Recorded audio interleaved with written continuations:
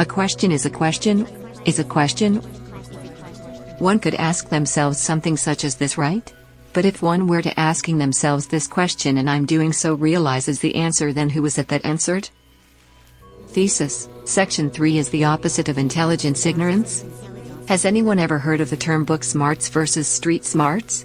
No? Okay, well let's try another scenario. Have you ever heard anyone say, yeah, they may be smart, but they ain't got a lick of common sense though? Now would it be drawing a false conclusion to say that we can all relate to interacting with people who possess a wealth of what we call book smarts, but many times they seem to be extremely naive in another sense?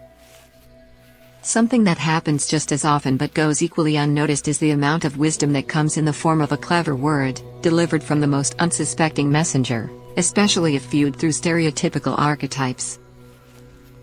So, one might ask, what causes this intelligence/ignorance duality that we often experience as a common denominator in people? And would it be safe to say that this duality exists in pretty much every individual we meet? Starting sometime in the recent past up until very recently, we've formed this mental habit of gauging individual intelligence by weighing a person's common sense versus their book smarts. Now, depending on how much value one puts on either of the two, we subconsciously determine how intelligent or ignorant an individual is, oftentimes, before having substantial experience to support the conclusion. There used to be a time when we'd hear our elders say things such as, always remember, a first impression is a lasting impression. Has anyone noticed how that sentiment and others like it slowly became less popular over time? It seems that as things have progressed, clever words of advice such as always remember, a first impression is a lasting impression, were subtly replaced by newer sentiments such as, you only get one chance to make a first impression. Okay, although that sounds okay on the surface, let's digress to examine what we're really doing to our mentality when these types of trendy, subtle concept adjustments are made without thinking. You see, when we actually examine the application of the two sentiments, they're actually polar opposite in both definition and practical application. A first impression is a lasting impression is a word of advice rooted in wisdom that can be applied to the nature of any situation prior to the experience. Now in turn, you only get one chance to make a first impression in all actuality would be an opposing concept, masquerading as that same sentiment.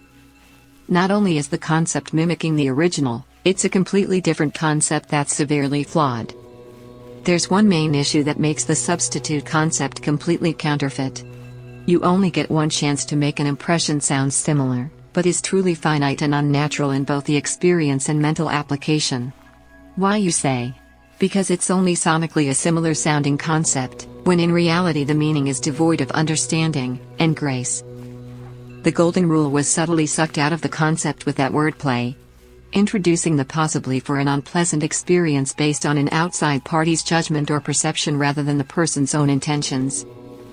The fact that you only get one chance at a first impression strips the free will and understanding from the sentiment. It literally takes you out of the driver's seat of that same future experience and puts you in a space of vulnerability, locked in the unknown of some future moment, instead of naturally flowing right now in the moment to come. It's a mental trapdoor for uncertainty, fear, and anxiety. Changing the iteration in this way subtly changes the complete dynamic of its application, and by application I mean mental application, which governs many of our decisions, long before physical action is taken. This mind state is actually an intelligence within itself and is integrating with us on a mental level. This is something our social awareness is currently struggling to come abreast of because in our current state, it seems like we're creating intelligent sentiments at the speed of light. While we were doing this constantly, many times adjusting what we previously knew to be true, believing that this was adding depth and intelligence to our issues and furthering the conversation, we should seriously entertain the implications of our current results today. Have we possibly been accepting sentiments into our belief systems while at the same time, devolving the actual facts and as a byproduct our own collective intelligence? You know, when we began to think about this, isn't it funny how when the sentiment was a first impression is a lasting impression, there were other popular sentiments such as love at first sight existing within our belief system as well? The fact of the matter is that although many of the things we've been saying, ingesting, and regurgitating into our mindset seem to sound the same in definition, These subtle changes we've made to our own vernacular have had some pretty dramatic effects in our social interactions with each other on a daily basis. The question is, why is this, and how have we went so far down this road without reflecting on this mindset? And finally, what do we do now? Intelligence versus ignorance. Okay, so now that we've discovered a silver lining, back to what we were initially discussing. What is causing this duality where a person with limited formal education can possess what seems to be an alternate form of intelligence that clearly isn't based on academia but nonetheless is unequivocally intelligent? Furthermore, why does it seem that in many cases the further you venture into academia's version of intelligence, the more you drift away from this other form of intelligence? Oftentimes after experiencing these opposite intelligences within different individuals, it can actually seem as if they are literally opposing forces, such as night and day, God and the devil, black and white, etc. This also seems to be the foundation of our current dualistic reality, as if the innate dualities we experience could possibly emanate from this very silver lining. We can all agree that we all are currently living and experiencing life within an animate reality where duality is physically being expressed and experienced in many levels of our perception. From the sun to the moon, summer to winter, night and day, good and bad, love to hate, and so on, and infinitely so on. We have been doing this dualistic dance with ourselves and each other for generations now. So, it's only right that we now bring some balance by asking a few questions that we'd like to propose here for ourselves and others. First of all, is this duality we experience and have all grown to love the instinctual nature of nature itself? Or could this actually have been a mental distortion the entire time? Now, let's take a moment to contemplate and let that sink in for a second because more pertinent questions are coming. Yes, in this series of theses we will entertain and discuss a myriad of questions, but we must pay close attention to the concepts within the questions we're proposing right now. For the ultimate question that we want to answer for ourselves through this particular thesis is the following question. Is the opposite of intelligence ignorance? Now, let's take a moment to contemplate and let that sink in for a second as well, because this answer wouldn't be based in opinion. Facts should be much less debatable than determinable. And although it's natural to contemplate the nature of what could be natural, these things are not meant for recreational discourse, therefore must be established. Our foundational concepts must not be understood as empty sentiments and opinions.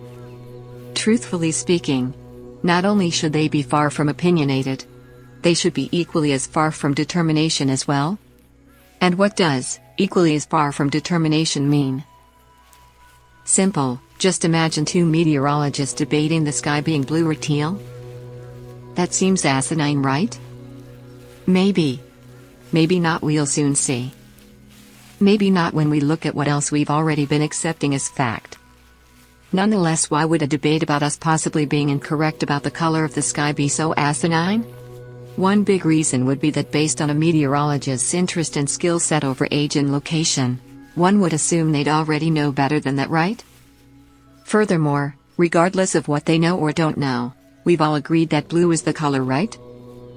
But what if every single meteorologist began to say the sky is truly turning teal in 2025? With our current belief system, would we really be able to say that this couldn't get weird for us? The more you think about it, who would blame someone for thinking, wait, are they joking or is this really a thing because they all keep saying it? How many of us would say, nah, all the meteorologists are wrong? Or better yet, who would say, I don't know, maybe we weren't right, because they're the experts, right? But wait a minute though. How do I know that they're actually experts if they think the sky is turning teal and it's been blue the whole time? It was blue the whole time, right? Hold on. Is the sky kinda looking teal today? Man, I really don't know anymore. Now, once one has begun to entertain the teal sky as a possibility, how would they get back to knowing for sure of the correct color if most people had also followed the experts and each other down that same thought pattern rabbit hole and agreed that we were wrong before? Actually, when you really think about it after times goes by, wouldn't the person who knows the sky is blue eventually become looked at as the crazy one? Hold on. Wait a minute. Have we already done this in our world today? Is the opposite of intelligence ignorance? Now obviously we don't anticipate our local weathermen to show up on the news this summer saying the sky is transitioning to teal, purple, or any color other than what we currently know it to be. But this is accurately pointing to how vulnerable the mind can be when certain facts aren't established, known and understood individually and as a whole. Now with that example in mind, it's safe to say that the external color of our sky should be safe regardless of how far our opinions stray from our nature. How do we know this to be emphatically true? Because of the nature of our nature itself, and of course the nature of nature itself. Humanity will always agree on the color of the sky subconsciously because the sky is within nature, so it's infinite, therefore, we looked up and eventually called it blue. So, what came first, the sky or the blue? Technically the blue according to Mr. Webster's dictionary, because blue and sky are both nothing more than letters in a dictionary. The sky was and is there long before and after them both. So, if as above then so below. The things we know to be true about ourselves internally must be as true as the things we know we see externally. When this natural resonance isn't reflected in our personal belief systems, the nature of our nature itself becomes, let's just say, distorted for now. So, our mental foundation must be agreed upon as a unification of resonating facts, just like the color of the sky, or we have no mental foundation as a whole to build upon, which will and has distorted our nature. This is when we as humanity began to feel uneasy due to things being unnatural. Naturally, right? Every level of creation has been affected by this misjudgment. When our foundational concepts became synchronized into opinionated interest groups that didn't resonate with each other, we as humanity left ourselves vulnerable as a whole, which means our free will has become lost within opinionated interpretations of interest groups as well. But if free will is given cosmically from our Creator, then even the experience of our free will being gone would be on some level an illusion as well, right?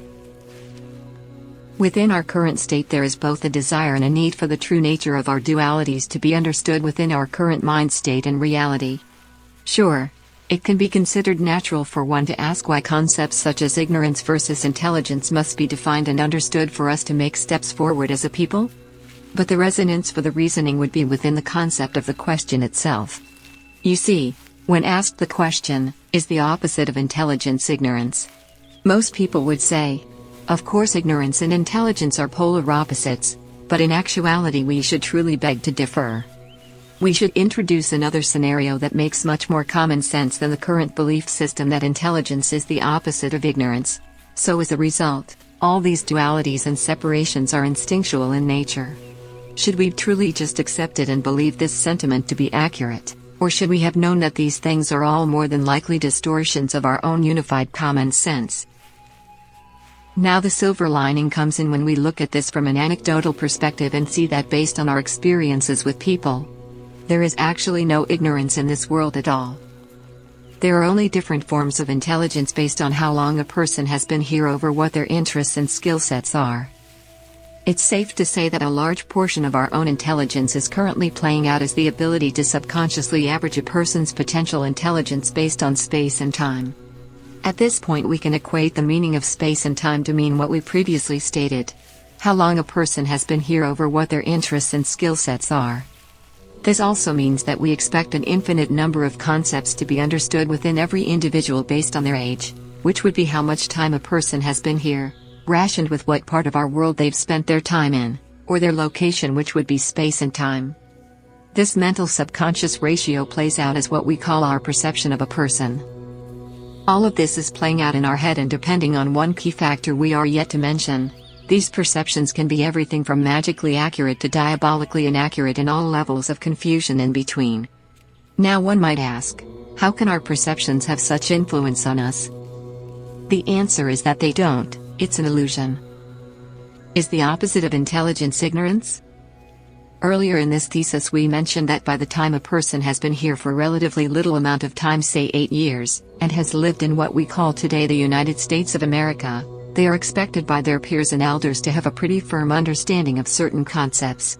Concepts like the English language, basic colors, even down to things like the trees, our names for certain animals, etc. As our perception expands through time within our dimensions of time and space, also known as our age and location, we download these concepts often without question, then as a whole we agree on them as the conceptual basis of all reality.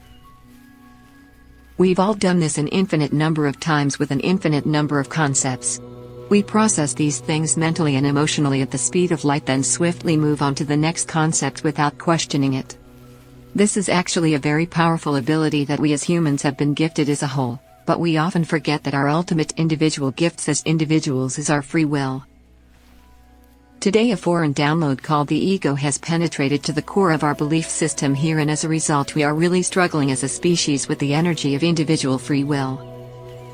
This could be the main thing that's keeping us cut off from our own natural nature and the gifts of nature itself. Something our belief system has lost sight of is the fact that there is and has always been an intelligence within nature that we get to express further through our human nature as a gift back to creation. But in order to experience this we have to learn to be responsible with a balance within the gifts given to us within nature versus the gifts within our free will. Simply put, our respect for the free will of nature and the nature of free will is what gives us access to our own free will again. Why don't we have access right now? Because we're the ones who cut our own selves off from our own nature. And one might ask, how and why would we do something like that to ourselves? In response to that question we must first ask ourselves, is the opposite of intelligence ignorance? Back to gift of free will within our own natural nature and the gifts within the nature of nature itself. The gift in the duality of the two is that there is no duality when the free will encompasses our gifts. The nature of nature is to give back to who protects her, and the way to protect her is by protecting the free will of nature's creation. This is the essence of being responsible with each other as humanity. With great power comes great responsibility. Imagine if we stopped pursuing power over each other and respected the nature of nature, therefore getting back to our own nature itself. How would that not be a powerful thing? And would not that type of power be beyond whatever we call it, kinda like the sky? Now if everything in nature is intelligent, any form of ignorance must be in essence what? An illusion, therefore it cannot be the opposite, which would be the distortion in the illusion of the whole. This distortion is what is causing what we are perceiving and experiencing every day as duality, but make no mistake, all forms of duality have always been an illusion made of distortions of the whole. So, what are the illusions of distortions in nature? Our will literally has no will without intentions that resonate first with our individual nature, which in a perfect world would also resonate with nature. In this organic state of being, the nature of our nature is euphoria. This is actually our origin and natural state as humanity, but the dilemma came into play when our internal sentiments, concepts and beliefs were influenced by external downloads filled with dualistic distortions.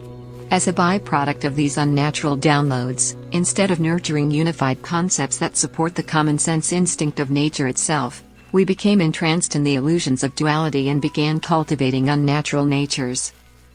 These natures became archetypes with natures of their own, trying to integrate with our nature, which was and is not natural. Now remember, this is also an illusion, but more importantly, because we are cosmic in origin and nature, there's a reaction for every action and a cycle for every intention, right? So, while a unified knowledge of these forces in nature were and are a very powerful thing for humanity to experience, if this knowledge is lost, compromised or compartmentalized, meaning separated within humanity, the reaction would be a powerful distortion, or possibly what we're calling duality, right? Side note: even in this scenario the powerful part is up to interpretation, and could be an illusion in perspective and perception, based on how one perceives ignorance and intelligence in regards to space and time. From this perspective, the space and time aspect would be their life. What does this mean?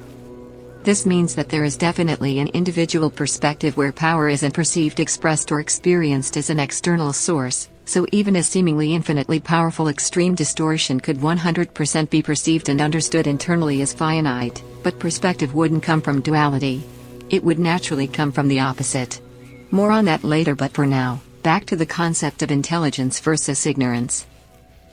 As previously discussed, let's say you met an 8-year-old child who hadn't downloaded the concept of something like the English language, and as a result the child couldn't speak with you. Does this mean that as a byproduct of not subscribing to language they wouldn't know of the trees, colors, or sky? We previously acknowledged that the common sense answer is no, it doesn't, even though our first instinct would be to stereotype the child as handicapped in some way. Let's say we took the same example of the 8-year-old who never learned the language. Would we be surprised if that same child was discovered to have accountant-level abilities in math by the age of, say, 12, all still without learning English? And would it be more appropriate to feel surprised or proud of the child's achievement at that point? Being surprised would mean that you assumed a lack of learning a language to mean they were ignorant. But if energy is never lost, only transferred, then why would a child that wasn't speaking not show extreme intelligence in another area? Is the opposite of intelligence ignorance? You know, the more we add time as a variable and examine it, we can ask ourselves how unreasonable or unrealistic is this scenario of the child who speaks no language actually even turning out to be? If we were to hear of a 12-year-old with an extremely high-level skill set in accounting, we'd all definitely be impressed. The child would rightfully be regarded as a prodigy for sure, but there are definitely children out there who are doing truly amazing things with everything from algebra to calculus, and they don't know, nor do they need to learn the English language or any language in particular unless they choose to do so. We are also aware of adults such as Stephen Hawking, unique individuals who are able to solve many equations without audibly speaking. And just in case one would argue further, we can also acknowledge the brilliance of those parents who have raised literal geniuses who have been labeled as autistic but are doing truly supernaturally artistic things under that very same perceived conceptual label. It's very odd how we label then perceive the individual through the label indeed. Nonetheless, we can see that in the example of the child who speaks no language, being labeled as highly ignorant instead of highly intelligent, is an example of how duality and all its perceptions in reality are illusions at their core, illusions emanating from distorted reflections of the whole, which would be the core. The core of everything is always the whole, and in nature always will and would be perceived and understood as the truth. Now, with that being said, the core of the truth wouldn't and couldn't have been learned, it would have always been known, because the truth always is, was and would be, known already. Just like true infinite nature of nature itself, which is the reflection of what we understand and experience as God. And if it's one thing we can say about any and every concept of God, God is infinite intelligence. Now let's look again at the perceived intelligence of most average 8-year-old children.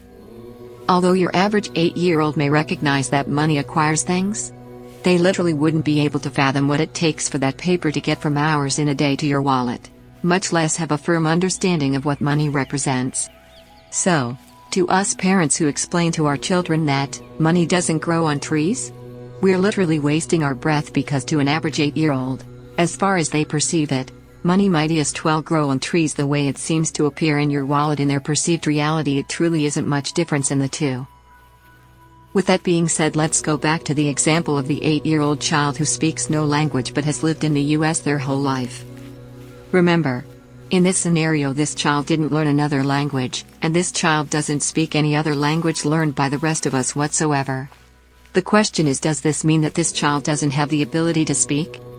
And even so, would that matter when it comes to gauging their intelligence versus ignorance? Do we really have any evidence based on our common sense that would say for a fact that this hypothetical child that didn't learn English would handicap his actual intelligence in any way? Would it be wrong if one were willing to argue that a child who could actually resist the urge to learn English while simultaneously using his remaining available senses to create other natural ways to communicate with the rest of us would be nothing short of a phenom? And something like learning English would probably be more like learning to ride a bike if they ever decided to pick up the skill?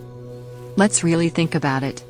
Would a child that doesn't ever learn a language truly be any less intelligent, or just less accepted as normal by the rest of us in society? Or would a person who grew up and chose not to learn a language but still created a way to communicate fluently with the rest of us be considered extremely ignorant, or extremely intelligent as an adult? One thing's for sure, we're so attached to our stereotypes that he'd be labeled the weirdo and end up being as misunderstood as the blind, deaf, and other terms for phenomenons who see the world around them with other means of intelligence. Okay, So back to these expected intelligences based upon time and space.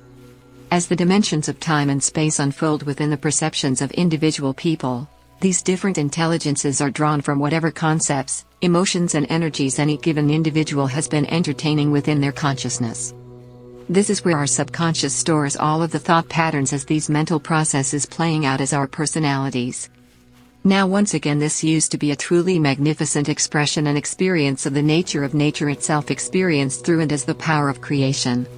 It seems like in our world today, despite the chaos arising around us, we all internally remember some part of this world where it was and could be better, which is what drives our desire to do better and to attempt to understand ourselves on a primal level. At the same time, you can also look at the free will nature of energy and the nature of nature and see how some of us could have started getting beyond ourselves as well. This is actually the micro and macrocosm that has enveloped pretty much every level of society at this point. Simply put, you can only imagine that concepts like with great power comes great responsibility would have hit way different before we became so irresponsible with our belief system. Either way, we have to admit, when you look at our world today, you can literally only imagine how amazing this place had to have been at one point when the laws of nature were the only laws in the hearts of all of creation. Even still, when you try to imagine it, you can also feel that even whatever you just imagined is truly shy of what was really here.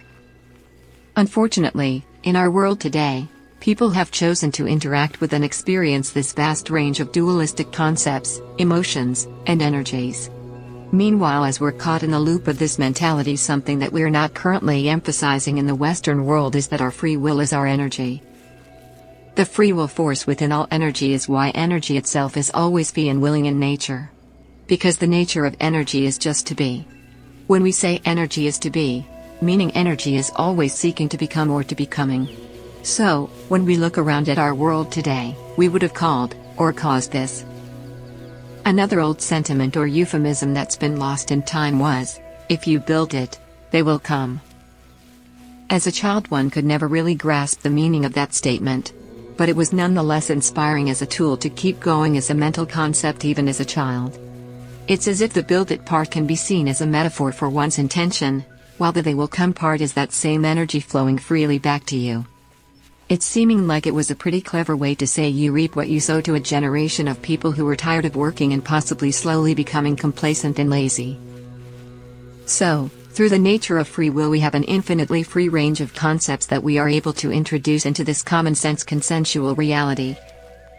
This is the true nature of what we call free will, and this is truly a gift to us as a creation within nature through the nature of the Creator, and this gift is powerful, but to even say powerful is limiting its potential.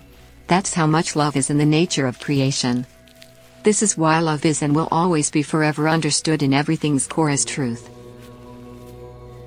So, what would be this truth about love that's supposedly so powerful at its core? And would not that truth lie in the illusion of the duality itself? Of course. It most certainly would, because that's just it. This truth about love that's supposedly so powerful at its core is simply knowing that love is power at its core, and at the core of love is power. This within itself is understanding, which the nature of understanding would be to be understood right. Now, have you ever heard someone say what's understood doesn't need to be said? So again, let's ask ourselves, if we met an 8-year-old child that never learned a language, would he be extremely intelligent or severely ignorant? And again, how unreasonable or unrealistic is this hypothetical scenario actually turning out to be? Is the opposite of intelligence ignorance? More on this later.